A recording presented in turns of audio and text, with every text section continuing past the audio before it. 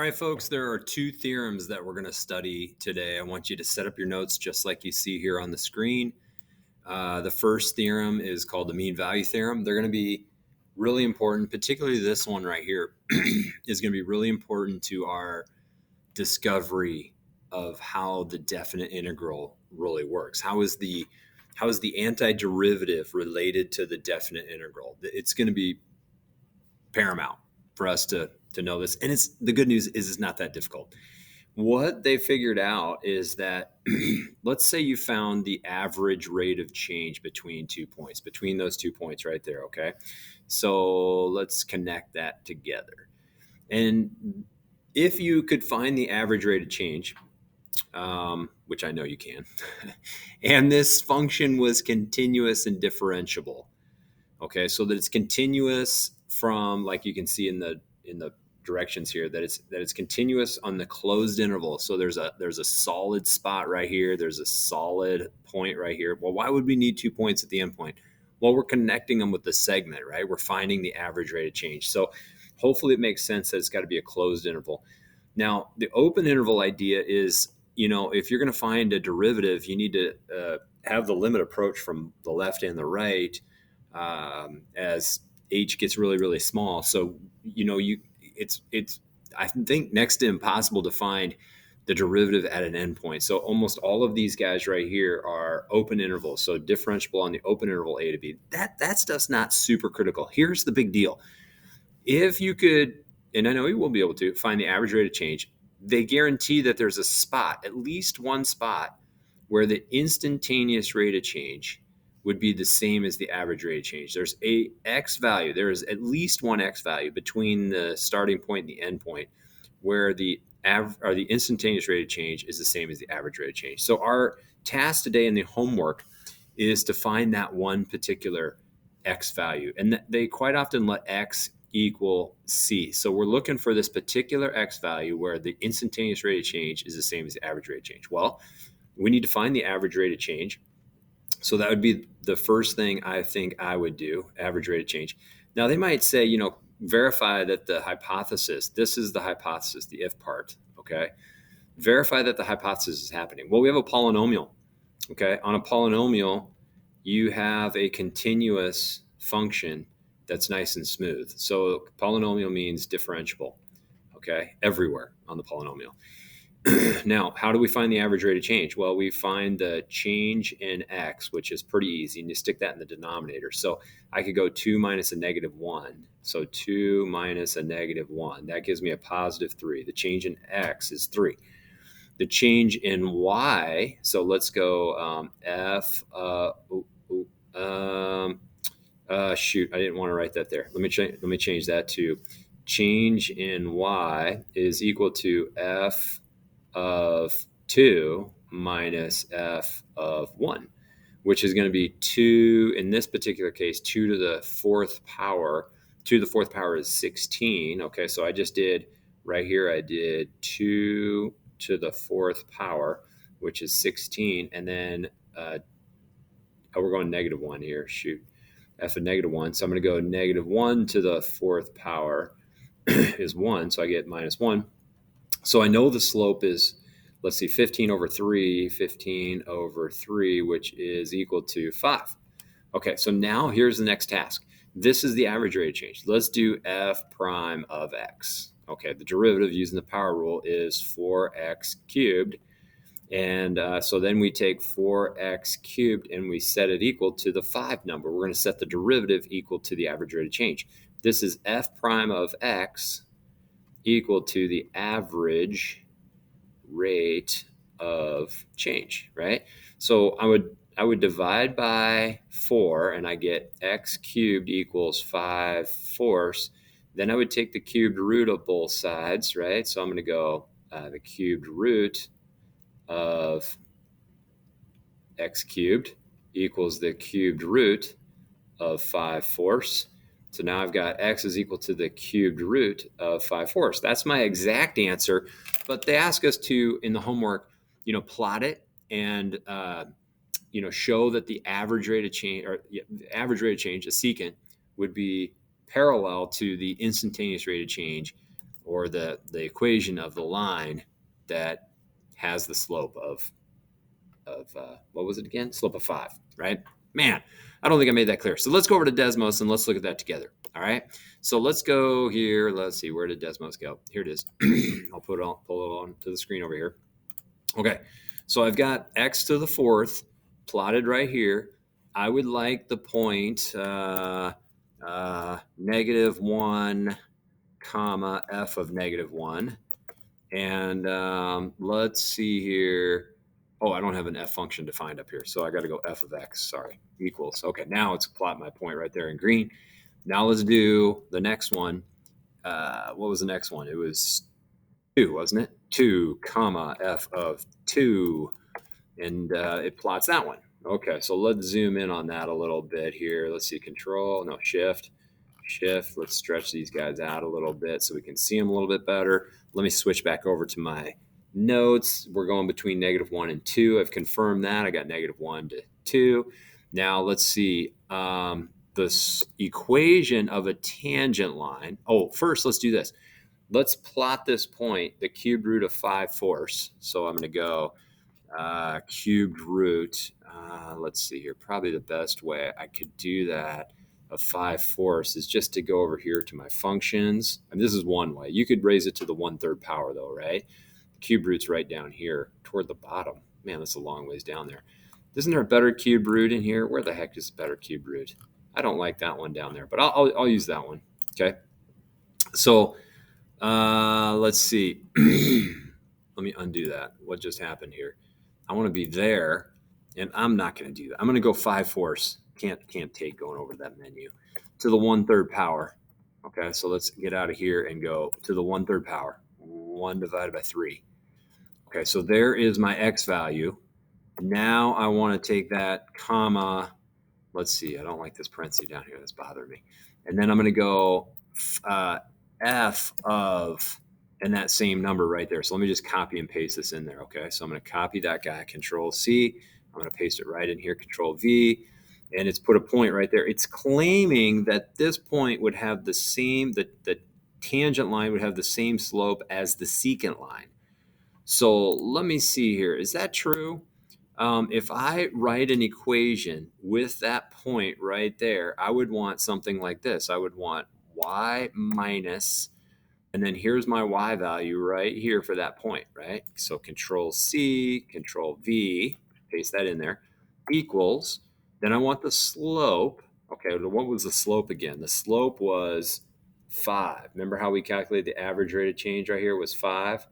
And we're setting the instantaneous rate of change to 5, and we're finding that special spot. We're finding the special x value that has the instantaneous rate of change being the same as the average rate of change. Now, to me, does it look that way right now? It kind of does, right? See the slope between these 2 points? That's the average rate of change. The slope at that point is what we're looking for. So we want 5, and then we want x minus, and then we take this x value right here. This is our x value, right? Control C.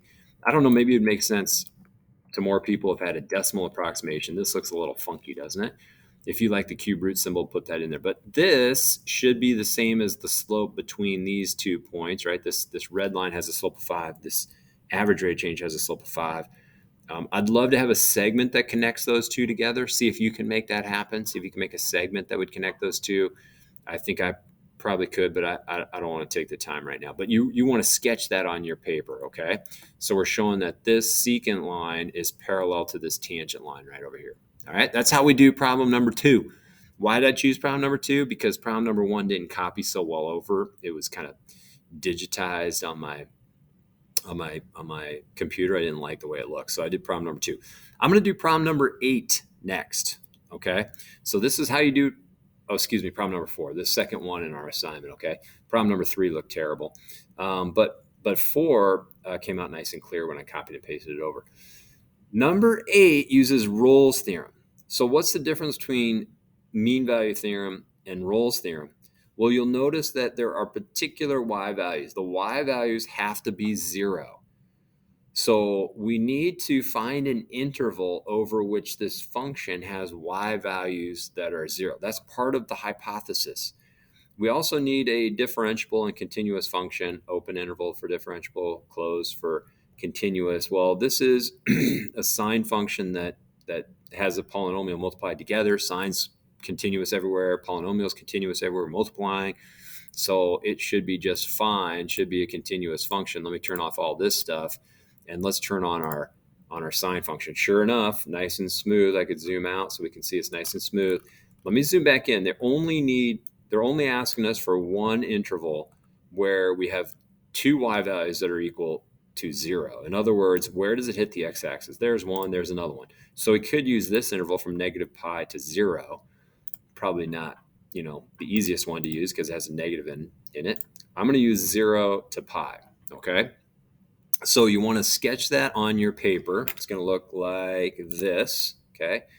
You're going to go and sketch it on your paper. Let me put a y-axis down, an x-axis down. Let me switch back over. Is that going to work for my graph? Yeah, I just have something here in the first quadrant that I want to focus on. I'm going to switch over to my pen tool and try to draw something that kind of looked like that shape. Then what I want to do is I want to focus on the two y values that are 0, the two spots on the function where the y values are 0.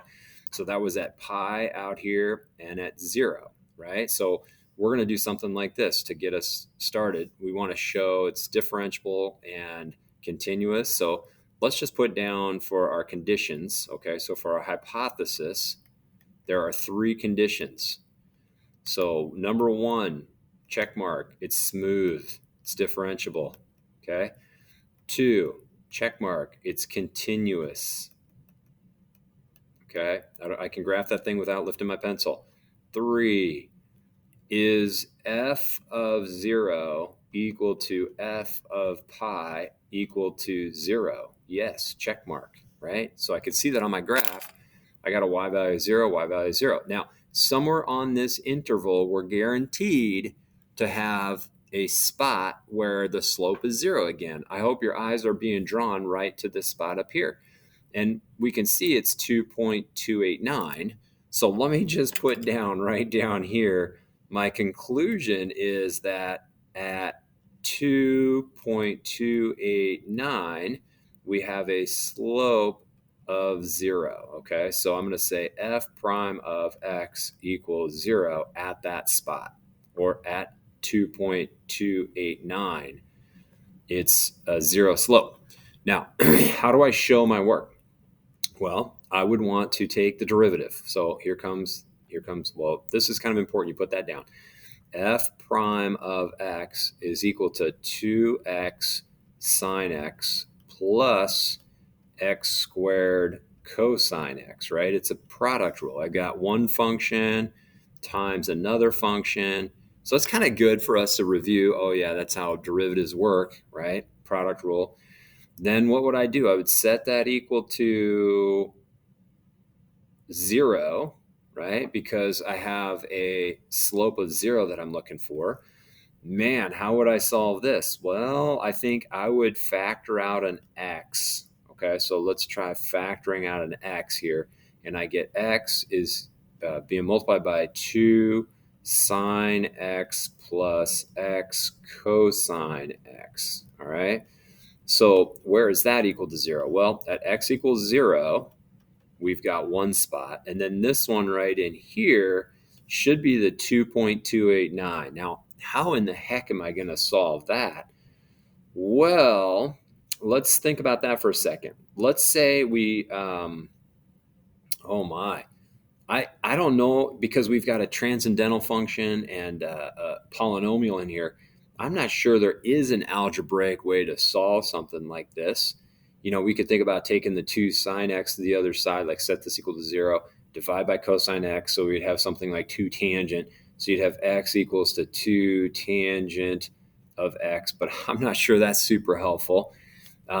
We could just graph 2 sine x plus x cosine x. So let's try that real quick. So I graph 2 sine x, wait, that was 2 sine x cosine x, right? X cosine x. So I want plus x cosine x.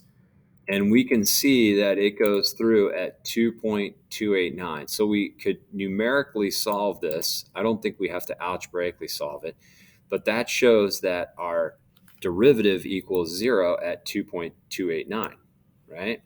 So I want to challenge you a little bit. Is there an algebraic way to solve this? I'm not really thinking there is.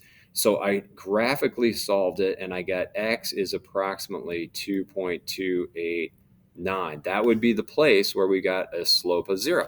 So let me read the directions again. It says plot the graph, right? So you have the little picture down. Find an interval on which the hypothesis of the Rolle's theorem applies. So my interval is from 0 to pi. That's my interval right there. Okay, why is that my interval? Because the y values are both 0. Then find a point x equals c in the interval at which the conclusion of the Rolle's theorem is true. So what is my c value? It's my c equals 2.289, and put a little dot over the equal sign because it's approximately equal to. Plot a horizontal line through the point C f of c. Okay, so there it is right there, C f of c. And then show that the line really is tangent to the graph. Sketch the result. All right. I hope that's clear right there. We're showing that it's tangent to the graph. We got a slope of 0. We just numerically solved this on Desmos. I think that's good enough that we are showing we understand what Rolle's theorem is and we understand what mean value theorem is. I hope my notes are clear enough for you to finish the homework off. We'll talk a little bit in class about how do these theorems up here help us make that connect that gap between antiderivatives and finding a definite integral. All right. Good luck with this. I know you can do it. Thanks for watching.